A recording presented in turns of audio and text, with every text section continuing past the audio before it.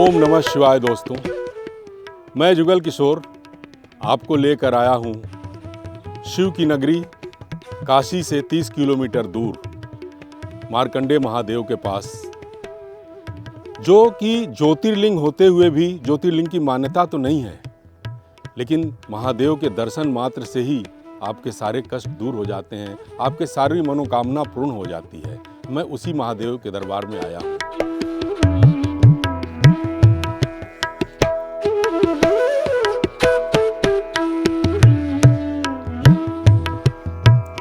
ये वही शिव हैं जो गंगा और गोमती के संगम पर विराजमान है। देखिए मेरे पीछे जो है ये गोमती है और ये गंगा है। इसी गंगा और गोमती के किनारे ये संगम इतना खूबसूरत लग रहा है, चारों तरफ पूरा रमणीय वातावरण है। और शिव जो कि अजन्मा हैं, अविनाशी हैं, पूरे सृष्टि के मालिक हैं, नवों ग्रह उन्हीं के अधीन हैं। आज उन्हीं की बात करने हम आए हैं।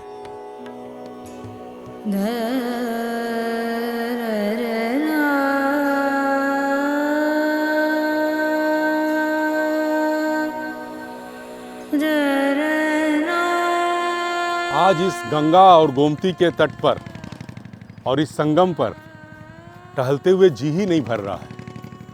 महादेव की ऐसी कृपा है कि इनके दरबार में जो भी आता है उसका मन यहाँ लग जाता है। मार्कंडे महादेव ये नाम कैसे पड़ा और ये कहाँ से आया और कैसे आया?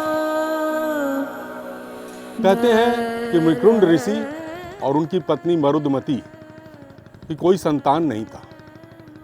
वो इसी गंगा और गोमती के संगम के तट पर एक बालू का शिवलिंग बनाकर पूजा अर्चन उन्होंने शुरू किया।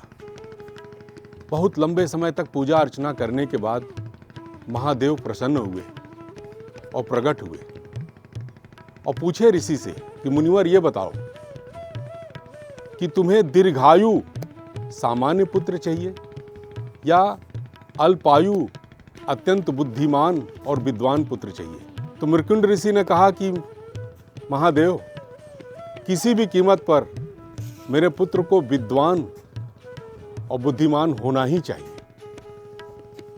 महादेव ने उन्हें वरदान दिया कि निश्चित तौर पर तुम्हें बहुत ही विद्वान और बुद्धिमान पुत्र की प्राप्ति होगी। कहते हैं उसी के 9 महीने बाद ही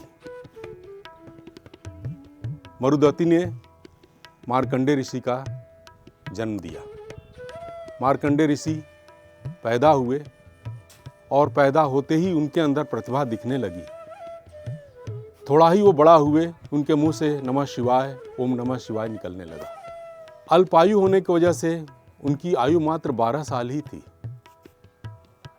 ये मृकुंड ऋषि जानते थे, लेकिन फिर भी वो घबराते नहीं थे। वो जानते थे कि मेरा पुत्र शिव का भक्त है, इसका कभी अहित नहीं होगा। दर्शन दे हो शंकर महादेव, दर्शन दे हो शंकर महादेव। जब उनका आयु मात्र 12 साल था, उनका आयु करीब करीब पूरा हो चुका था, तो मृकुंड ऋषि ने कहा कि ए बेटा मार्कंडे, तुम ये महादेव को पकड़ लो और वहीं नमः शिवाय का जाप करो। मार्कंडे जी महादेव को पकड़ के और नमः शिवाय का जाप करने लगे। उसी समय यमराज प्रकट हुए, क्योंकि इनकी आयु पूरी हो चुकी थी। यमराज इनको आह्वान किए कि अब चलो मेरे साथ। महादेव को रहा नहीं गया, वो भी प्रकट हो गए। बोले हे यमराज, ये बालक मेरा शिष्य है, ये सदैव इसी दुनिया में रहेगा, तुम यहाँ से जाओ इसको छोड़ के। यमराज चले गए। फिर शिव ने बालक मार्कंडे को अमृत का वरदान दिया और कहा कि इस जगह पर जो भी आएगा मेरा नाम तुम्हारे नाम से जुड़ेगा और हम मार्कंडे महादेव कहलाएंगे और पहले पूजा तुम्हारी होगी, उसके बाद मेरी होगी। सच्चाई ये है कि ये शिवलिंग जो है ये ज्योतिर्लिंग है। इसको ज्योतिर्लिंग की मान्यता भले नहीं मिला है, शिव यहाँ स्वयं प्रकट हुए थे। तो जो ज्योतिर्लिंग की दर्शन का जो महत्व होता है वो इस शिवलिंग का दर्शन का महत्व होता है। तो मार्कंडे महादेव बहुत अद्भुत हैं। हर हर महादेव, ओम नमः शिवाय।